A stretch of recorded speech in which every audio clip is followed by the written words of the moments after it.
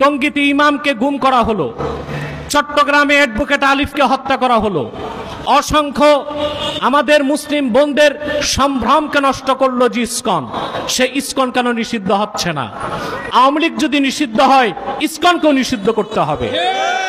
কিন্তু বর্তমান সরকারের উপদেষ্টারা বিভিন্ন আলেম ওলামা লেবাসধারী হিন্দুদের পূজা মণ্ডপে ঠিকই যাচ্ছেন হিন্দু প্রীতি প্রদর্শন করতে, কিন্তু যে ইসকন বাংলাদেশে একটি সাম্প্রদায়িক দাঙ্গা সৃষ্টি করতে চায় তাদের বিরুদ্ধে তাদের কোনো বক্তব্য নাই কেন?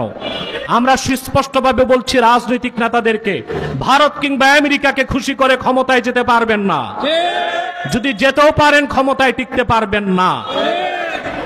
আমি আরেকটি কথা বলবো, বর্তমান সরকারকে বাংলাদেশের বিভিন্ন জায়গায় যে পরিকল্পিত আগুন কাণ্ড ঘটছে এখানেও ইসকনের হাত থাকতে পারে।